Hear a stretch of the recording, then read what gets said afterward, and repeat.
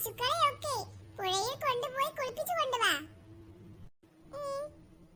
Anti, എനിക്ക് വിശക്കുന്നു. കഴിക്കാൻ എന്താ ഉള്ളേ? മോളു, അവിടെ ആന്റി പാലും ബിസ്ക്കറ്റും എടുത്ത് വെച്ചിട്ടുണ്ട്. മോളും മണിക്കുട്ടിയും പോയിട്ട് അത് കഴിച്ചോ. Okay aunty. എന്താടി കുന്തം വേങ്ങിയ പോലെ മേച്ച് നോക്കി നിൽക്കുന്നത്? ചെറിയമ്മേ, ചെറിയമ്മേ, എനിക്ക് നല്ലോണം വിശക്കുന്നുണ്ട്. ഒരു ബിസ്ക്കറ്റ് തരുമോ എനിക്ക്? ബിസ്ക്കറ്റോ? വയറ് നിറയെ ഫുഡ് കഴിച്ചിട്ട് പണിയെടുക്കാൻ പോയാലേ ഉഷാറുണ്ടാവില്ല, ഉറക്കം വരും. ജോലിയൊക്കെ തീർത്തിട്ട് ഞാൻ നിനക്കൊരു ബിസ്ക്കറ്റ് തരാം, പോരെ? എന്താ ഞാൻ രാവിലെ തന്ന കഞ്ഞിവെള്ളം കുടിച്ചില്ലേ നീ? അപ്പൊ നിന്റെ വയറ് നിറഞ്ഞില്ലേ?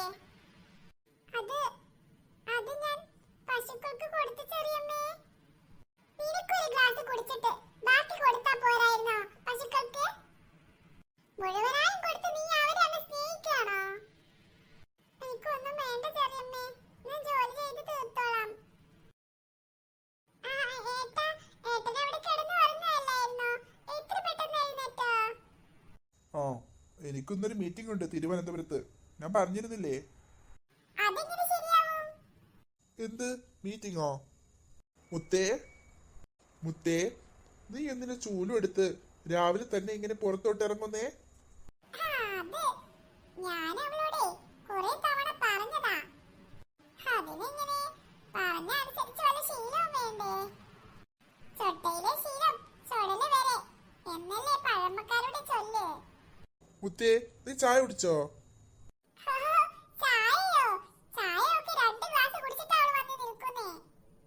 നിന്നോട് ഞാൻ വല്ലതും ചോദിച്ചോ വർഷേ? അല്ലാതെ നിങ്ങളുടെ തങ്കക്കുടമായ പുത്രി എന്തെങ്കിലും ഒഴിഞ്ഞിട്ട് വേണ്ടേ? മുത്തേ, നീ ചായ കുടിച്ചോ? ഇല്ലേടി, നീ ചായ കുടിച്ചിട്ടില്ലേ? നിനക്ക് എന്താണെന്ന് പറഞ്ഞു കൊടുത്താലേ.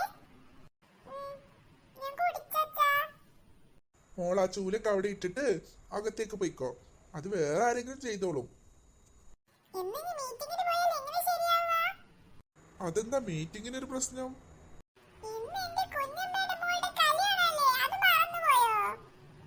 നിന്റെ കുഞ്ഞമ്മയുടെ മോളുടെ കല്യാണാണെങ്കിൽ ഞാൻ എന്ത് വേണം? എനിക്ക് മീറ്റിംഗിന് പോണ്ടേ വർഷേ?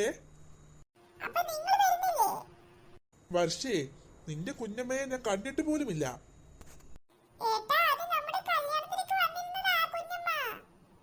കല്യാണത്തിന് വന്ന എല്ലാ ആളുകളെയും എനിക്ക് ഓർത്തിരിക്കാൻ പറ്റൂ വർഷേ? ഞാൻ എന്തായാലും പോകുന്നു. നീ കല്യാണത്തിനോ എന്തിനെങ്കിലും പോ.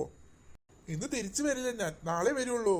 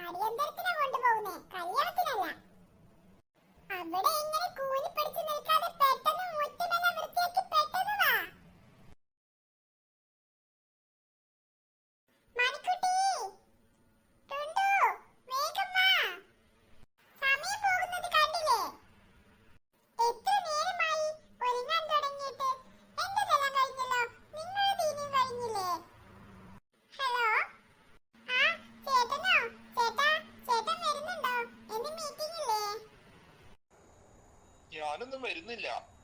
അതെനിക്കറിയാം, അല്ലെങ്കിലും നിങ്ങൾ വരത്തില്ലെന്ന്. എന്റെ കുടുംബത്തിലെ കല്യാണത്തിനൊന്നും നിങ്ങൾക്ക് വരാൻ പറ്റത്തില്ലല്ലോ. അതല്ല വർഷേ, മുത്തിനും കൊണ്ടുപോകുന്നില്ലേ കല്യാണത്തിന്? ഓ, ഒരു മുത്ത്. നിങ്ങൾക്ക് ഒരു മകൾ മാത്രമേ ഉള്ളൂ, മുത്ത് മാത്രമേ ഉള്ളൂ.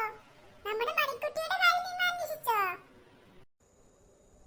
മണിക്കുട്ടിയെ നീ കൃത്യമായി കൊണ്ടുപോകുമെന്ന് എനിക്കറിയാം.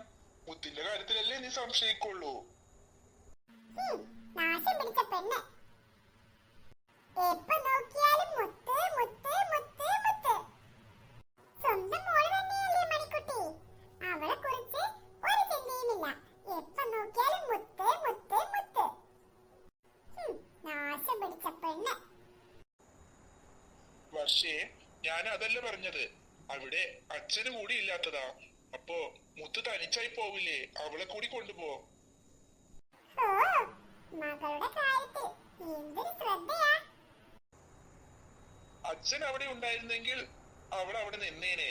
ഇതിപ്പോ അച്ഛനില്ലാത്ത സ്ഥിതിക്ക് അവളെ ഒറ്റയ്ക്ക് അവിടെ ആക്കണ്ടേ? ശരിയെന്നാ, എനിക്ക് സംസാരിച്ചോണ്ട് നിൽക്കാനേ സമയമില്ല. ഞങ്ങൾ പോവാൻ നോക്കട്ടെ. എല്ലാ ചട്ടിയെയും കൊണ്ടുപോയിക്കോളാം. ഒരു മുത്ത്, അവൾക്കിട്ട് നല്ലൊരു പണി തന്നെ ഞാൻ കൊടുക്കുന്നുണ്ട്. മുത്തേ, മുത്തേ, എന്താ ചെറിയമ്മേ? ദേ പെണ്ണേ, ഞങ്ങൾ ചിലപ്പോ ഇന്ന് രാത്രിയാവും എത്താനേ. അടുക്കളയിലേ പാത്രം കുറെ കഴുകാനുണ്ട്. അതൊക്കെ എടുത്ത് പുറത്തേക്ക് പെറുക്കിയിട പെട്ടെന്ന്. ഞങ്ങൾ പോകുമ്പോ വേണം അടുക്കള പൂട്ടിയിടാൻ.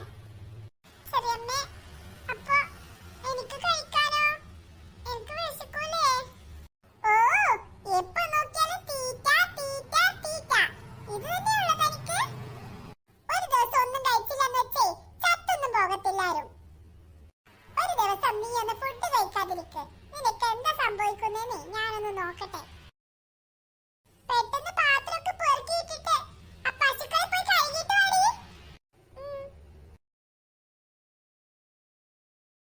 സുന്ദരിക്കുട്ടി, നിന്നെ പോലെയാണെങ്കിലേ വല്ല പുല്ലെങ്കിലും കഴിച്ച് വിശപ്പടക്കായിരുന്നു.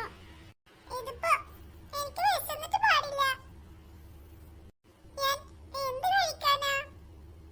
ചെറിയമ്മ എനിക്ക് കഴിക്കാനായിട്ട് ഒന്നും മാറ്റി വെച്ചിട്ടില്ല. പുറത്തതിന് അടുക്കളയും പൂട്ടിയിട്ടു. ഇനി ഞാൻ എന്താ കഴിക്കുക? അല്ലെങ്കിൽ ചിന്നും സുൽഫിക്കറും ഒക്കെ ഉണ്ടാവണതാ. ഇന്നിപ്പോ അവരും കാണുന്നില്ല. അവരിത് എവിടെ പോയതാവോ? എന്റെ വയറ് വിശന്നിട്ട് പാടില്ല. വെറും വെള്ളം മാത്രം കുടിച്ച് കുടിച്ച് ഗുളുഗുളു ശബ്ദം മാത്രം. സുന്ദരിക്കുട്ടി, നിനക്കറിയോ, ഇന്നിപ്പോ എന്റെ അച്ഛനും വരില്ല. അപ്പൊ ഞാനിന്ന് പട്ടിണിയായത് തന്നെ. ആരോടാ ഞാനിതൊക്കെ പറയുന്നതല്ലേ? ഞാൻ പറയുന്നത് വല്ലതും നിനക്ക് മനസ്സിലാവുന്നുണ്ടോ? എവിടെ മനസ്സിലാവാനാ? നിനക്ക് കഴിക്കാൻ ഇഷ്ടം പോലെ പുല്ലുണ്ടല്ലോ. അപ്പൊ നിനക്ക് എന്റെ വിഷമം പറഞ്ഞാൽ മനസ്സിലാവൂല. എന്നാലും ചെറിയമ്മ എന്തിനാ അടുക്കള പൂട്ടിയിട്ടത്? ഞാൻ എന്തെങ്കിലും ഉണ്ടാക്കി കഴിക്കൂലേ?